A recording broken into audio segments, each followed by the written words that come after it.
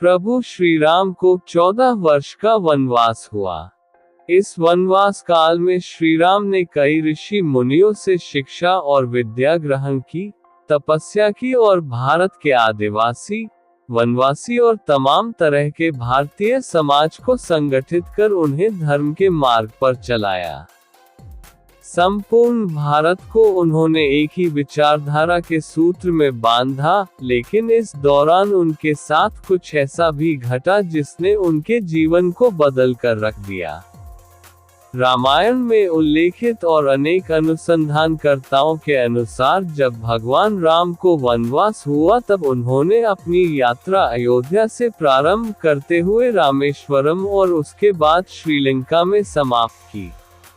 इस दौरान उनके साथ जहां भी जो घटा उनमें से 200 से अधिक घटना स्थलों की पहचान की गई है। जाने माने इतिहासकार और पुरातत्वशास्त्री अनुसंधानकर्ता डॉक्टर राम अवतार ने श्री राम और सीता के जीवन की घटनाओं से जुड़े ऐसे 200 से भी अधिक स्थानों का पता लगाया है, जहां आज भी तत्संबंधी स्मारक स्थल विद्यमान है, जहां श्री राम और सीता रुके या रहे थे। वहां के स्मारकों, भित्तिचित्रों, गुफाओं आदि स्थानों के समय काल की जांच पड़ताल वैज्ञानिक तरीकों से की। आओ जानते हैं कुछ प्रमुख स्थानों के नाम। 1. तमसा नदी। अयोध्या से 20 किलोमीटर दूर है तमसा नदी। यहाँ पर उन्होंने नाव से नदी पार की। 2. श्रृंगावरपुर तीर्थ। प्रयागराज से 20-22 किलोमीटर दूर वे श्रृंगावरपुर पहुँचे, जो निषादराज गुह का राज्य था। यहीं पर गंगा के तट पर उन्होंने केवट से गंगा पार करने को कहा था। श्रृंगावरपुर को वर्तमान में सिंगरौर कहा जाता है। 3. कुरई गांव। सिंगरौर में गंगा पार कर श्रीराम कुरई में रुके थे। 4. प्रयाग। कुरई से आगे चलकर श्रीराम अपने भाई लक्ष्मण और पत्नी सहित प्रयाग पहुंचे थे। प्रयाग को वर्तमान में इलाहाबाद कहा जाता है। 5. चित्रकूट। प्रभु श्री राम ने प्रयाग संगम के समीप यमुना नदी को पार किया और फिर पहुंच गए चित्रकूट। चित्रकूट वह स्थान है जहां राम को मनाने के लिए भरत अपनी सेना के साथ पहुंचते हैं। तब जब दशरथ का देहांत हो जाता है, भारत यहां से राम की चरण पादुका ले जाकर उनकी चरण पादुका रखकर राज्य करते हैं। 6. सतना। चित्रकूट के पास ही सतना मध्य प्रदेश स्थित अत्रि ऋषि का आश्रम था। हालांकि अनुसूया पति महर्षि अत्रि चित्रकूट के तपोवन में रहा करते थे, लेकिन सतना में रामवन नामक स्थान पर भी श्री राम रुके थे, जहां ऋषि अत्रि का एक और आश्रम था। 7. दंडकारण्य। चित्रकूट से निकलकर श्रीराम घने वन में पहुंच गए। असल में यही था उनका वनवास। इस वन को उस काल में दंडकारण्य कहा जाता था। मध्य प्रदेश, छत्तीसगढ़ और महाराष्ट्र के कुछ क्षेत्रों को मिलाकर दंडकारण्य था। दंडकारण्य में छत्तीसगढ़, ओडिशा एवं आंध्र प्रदेश राज्यों के अधिकतर हिस्से शामिल हैं। दरअसल उड़ीसा की महानदी के इस पास से गोदावरी तक दंडकारण्य का क्षेत्र फैला हुआ था। इसी दंडकारण्य का ही हिस्सा है आंध्र प्रदेश का एक शहर भद्राचलम। गोदावरी नदी के तट पर बसा ये शहर सीता रामचंद्र मंदिर के लिए प्रसिद्ध है। यह मंदिर भद्रगिरि पर्वत पर है। कहा जाता है कि श्री राम ने अपने वनवास के दौरान कुछ दिन इस भद्रगिरि पर्वत पर ही बिताए थे। स्थानीय मान्यता के मुताबिक दंडकारण्य के आकाश में ही रावण और जटायु का युद्ध हुआ था और जटायु के कुछ अंग दंडकारण्य में आ गिरे थे। ऐसा माना जाता है कि दुनिया भर में सिर्फ यहीं पर जटायु का एकमात्र मंदिर है। 8. पंचवटी नासिक। दंडकारण्य में मुनियों के आश्रमों में रहने के बाद श्री राम अगस्त्य मुनि के आश्रम गए। यह आश्रम नासिक के पंचवटी क्षेत्र में है, जो गोदावरी नदी के किनारे बसा है। यहीं पर लक्ष्मण ने शूर्पणखा की नाक काटी थी। राम लक्ष्मण ने खर व दूषण के साथ युद्ध किया था। गिद्धराज जटायु से श्री राम की मैत्री भी यहीं हुई थी। वाल्मीकि रामायण अरण्यकांड में पंचवटी का मनोहर वर्णन मिलता है।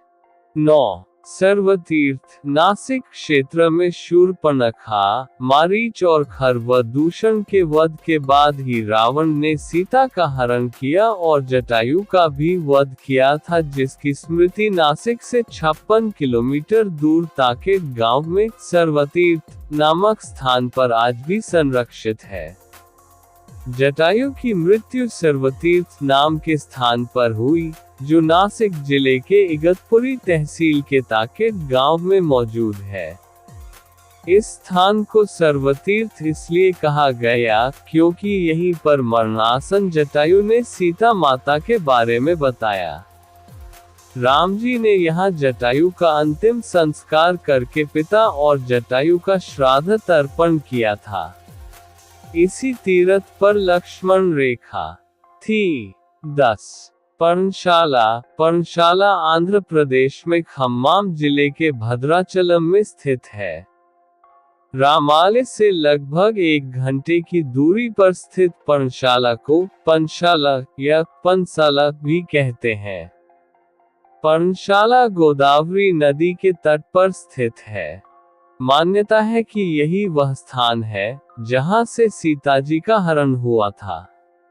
हालांकि कुछ मानते हैं कि इस स्थान पर रावण ने अपना विमान उतारा था। इस स्थल से ही रावण ने सीता को पुष्पक विमान में बिठाया था, यानी सीताजी ने धरती यहाँ छोड़ी थी। इसी से वास्तविक हरण का स्थल यह माना जाता है। यहाँ पर राम सीता का प्राचीन मंदिर है। 11 तुंगभद्रा सर्वतीर्थ और पर्णशाला के बाद श्री राम लक्ष्मण सीता की खोज में तुंगभद्रा तथा कावेरी नदियों के क्षेत्र में पहुंच गए। तुंगभद्रा एवं कावेरी नदी क्षेत्रों के अनेक स्थलों पर वे सीता की खोज में गए। 12 शबरी का आश्रम तुंगभद्रा और कावेरी नदी को पार करते हुए राम और लक्ष्मण चले सीता की खोज में। जटायु और कबंध से मिलने के पश्चात वे ऋषिमुख पर्वत पहुंचे। रास्ते में वे पंपा नदी के पास शबरी आश्रम भी गए, जो आजकल केरल में स्थित है।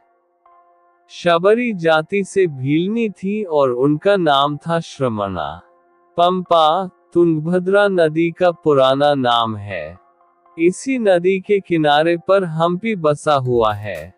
पौराणिक ग्रंथ रामायण में हम्पी का उल्लेख वानर राज्य किष्किंधा की राजधानी के तौर पर किया गया है।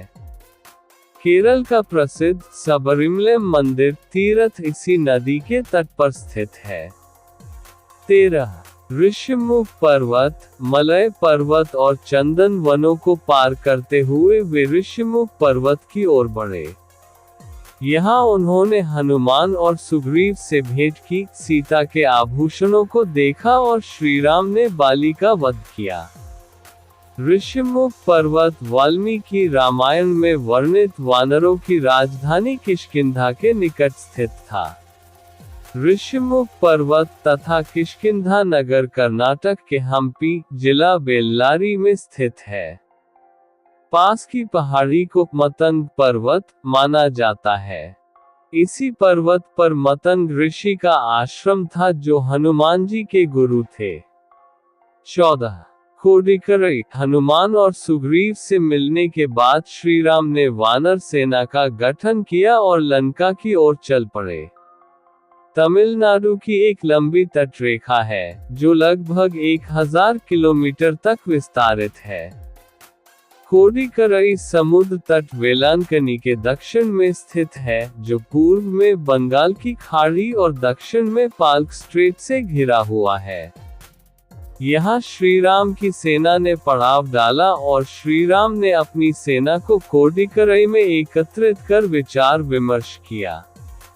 लेकिन राम की सेना ने उस स्थान के सर्वेक्षण के बाद जाना कि यहाँ से समुद्र को पार नहीं किया जा सकता और यह स्थान पुल बनाने के लिए उचित भी नहीं है। तब श्री राम की सेना ने रामेश्वरम की ओर कूच किया।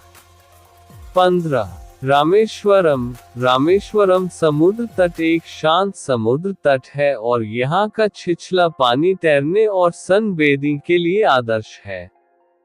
रामेश्वरम प्रसिद्ध हिंदू तीर्थ केंद्र है। महाकाव्य रामायण के अनुसार भगवान श्री राम ने लंका पर चढ़ाई करने के पहले यहाँ भगवान शिव की पूजा की थी। रामेश्वरम का शिवलिंग श्री राम द्वारा स्थापित शिवलिंग है। 16 धनुषकोडी। वाल्मीकि के अनुसार 3 दिन की खोजबीन के बाद श्री राम ने रामेश्वरम के आगे समुद्र में वह स्थान ढूंढ निकाला जहां से आसानी से श्रीलंका पहुंचा जा सकता हो। उन्होंने नल और नील की मदद से उक्त स्थान से लंका तक का पुनर्निर्माण करने का फैसला लिया। धनुषकोडी भारत के तमिलनाडु राज्य के पूर्वी तट पर रामेश्वरम द्वीप के दक्षिणी किनारे पर स्थित एक गांव है। धनुषकोडी पंबन के दक्षिण पूर्व में स्थित है। धनुषकोडी श्रीलंका में तलैमन्नार से करीब 18 मील पश्चिम में है। इसका नाम धनुषकोडी इसलिए है कि यहाँ से श्रीलंका तक वानर सेना के माध्यम से नल और नील ने जो पुल राम सेतु बनाया था उसका आकार मार्ग धनुष के समान ही है।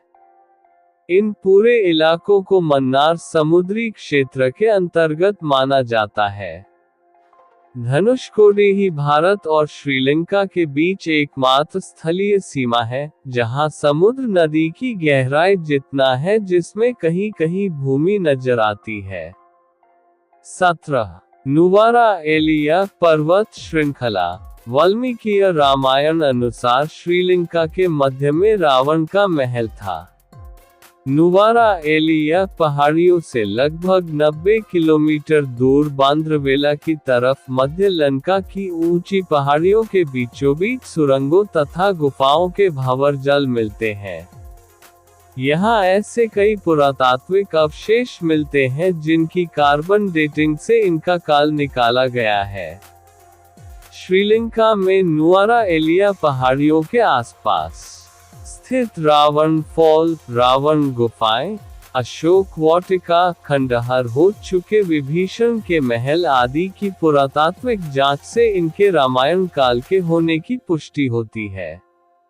आजकल भी इन स्थानों की भौगोलिक विशेषताएं, जीव, वनस्पति तथा स्मारक आदि बिल्कुल वैसे ही हैं जैसे कि रामायण में वर्णित किए गए हैं। ये प्रसंग रामायण का एक अत्यंत मार्मिक और प्रेरणादायक हिस्सा है, जो राम के आदर्श चरित्र और उनकी मर्यादा को दर्शाता है। इस कथा के माध्यम से हमें निम्नलिखित शिक्षाएं प्राप्त होती हैं। 1.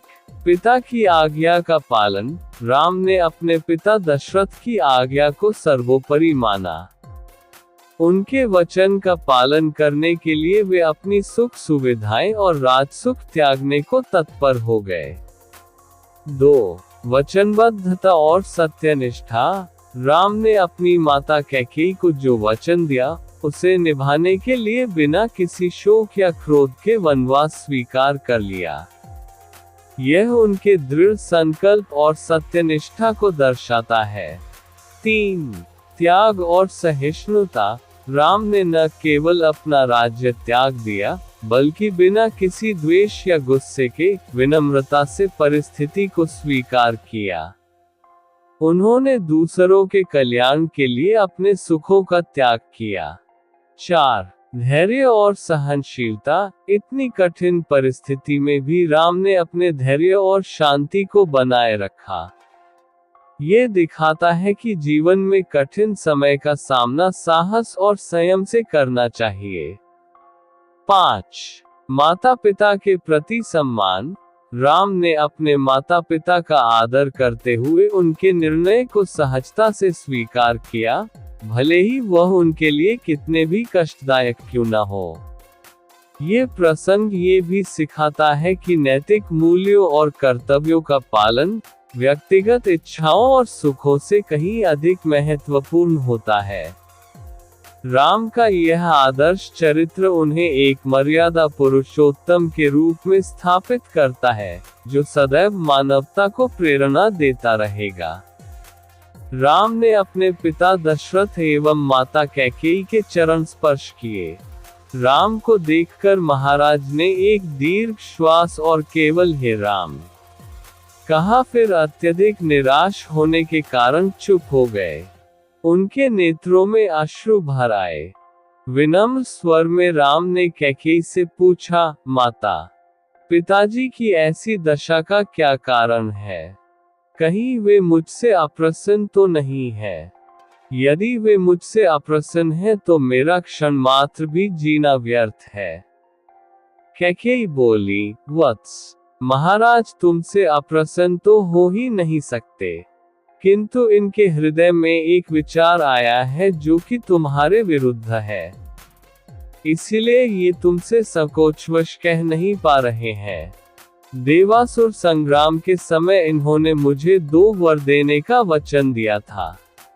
अवसर पाकर आज मैंने इनसे वे दोनों वर मांग लिए हैं। अब तुम्हारे पिता को अपनी प्रतिज्ञा का निर्वाह करने के लिए तुम्हारी सहायता की आवश्यकता है। यदि तुम प्रतिज्ञा करोगे कि जो कुछ मैं कहूंगी उसका तुम अवश्य पालन करोगे तो मैं तुम्हें उन वरदानों से अवगत करा सकती हूँ। राम बोले, हे माता, पिता की आज्ञा से मैं अपने प्राणों की भी आहुति दे सकता हूँ। मैं आपके चरणों की सौगंध खाकर प्रतिज्ञा करता हूँ कि आपके वचनों का अवश्य पालन करूंगा। राम की प्रतिज्ञा से संतुष्ट होकर कैकेयी ने कहा, वत्स, मैंने पहले वर से भरत के लिए अयोध्या का राज्य और दूसरे से तुम्हारे लिए 14 वर्ष का वनवास मांगा है। अतः अब तुम अपनी प्रतिज्ञा के अनुसार तत्काल वकल धारण करके वन को प्रस्थान करो। तुम्हारे मोह के कारण ही महाराज दुखी हो रहे हैं, इसलिए तुम्हारे वन को प्रस्थान के पश्चात ही भरत का राज्याभिषेक होगा।